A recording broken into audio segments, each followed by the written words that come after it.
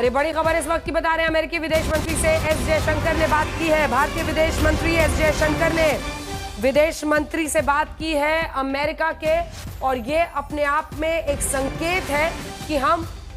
जो दोनों लेवल पर हमारी सेना उनके तमाम करतूतों को अंजाम तक पहुंचा रही है, तो दूसरी तरफ हम कूटनीतिक रास्ता नहीं छोड़ रहे हैं। हम ये सुनिश्चित कर रहे हैं कि पाकिस्तान अगर ऐसा करता है तो हम इस पर बातचीत करके पूरे विश्व को भी बताएं। देखिए, भारत ने हमेशा, हमने पहलगाम का इंसाफ लिया, बदला लिया जब हमने उनके आतंकी ठिकानों को मारा। जब उसने 15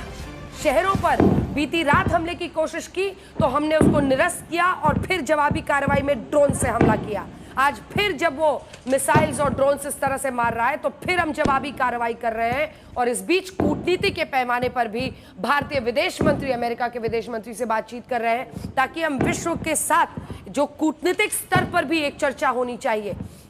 उसको हम जारी रखें, ताकि दोनों ही हमारे जो पैरेलल लाइंस हैं उस पर हम अपनी कार्रवाई को, कहीं पर भी रिस्क नहीं मोल लेना है, कहीं पर भी कोई लूप होल नहीं छोड़ना है। और यही भारतीय सरकार की इस वक्त मंशा दिख रही है। सेना तैनात है,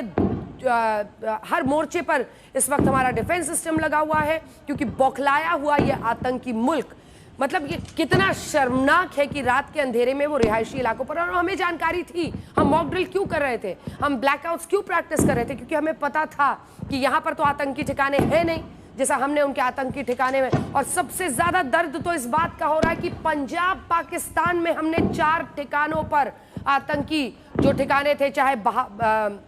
बहावलपुर हो या फिर मुरीद के हो, हमने ऐसी जगहों पर उनको, और ये दर्द पाकिस्तान झेल नहीं पा रहा है। उसी दर्द का नतीजा आप देख रहे हैं कि वो इस तरह से बौखला कर अलग अलग जगहों पर रिहायशी इलाकों में लगातार टारगेट कर रहा है। अरविंद, जल्दी से वहां से अपडेट दीजिए। जी बिल्कुल, देखिए अपडेट्स यही है कि लगातार जो अभी अभी जो जानकारी मिली है उसके मुताबिक लगभग जम्मू कश्मीर की बात कर ले, क्योंकि अवंतीपुरा जो एयरबेस है वहां से भी कुछ ड्रोन इंटरसेप्ट होने की जानकारी हमें मिली है। जो ये ड्रोन और मिसाइल अटैक किया पाकिस्तान ने, अब जो हमें समझ में आ रहा है वो ये समझ में आ रहा है कि खासतौर से जो इंडियन एयरबेस है उसको निशाना बनाने की कोशिश है, लेकिन रिहायशी इलाकों में भी ड्रोन इंटरसेप्ट हो रहा है। तो इससे पाकिस्तान सीधा सीधा बेनकाब होगा, क्योंकि 22 अप्रैल में पहलगाम में जो आतंकवादी हमला हुआ था उसके बाद भारत ने पाकिस्तान और पीओके में सिर्फ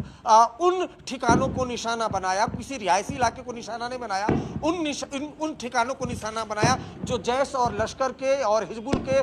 लॉन्च पैड थे, उनके ठिकाने थे, उनके तमाम बेस थे, उनको निशाना बनाया था। रिहायशी इलाकों को नहीं बनाया था। यहाँ रिहायशी इलाकों को निशाना बनाने की कोशिश लगातार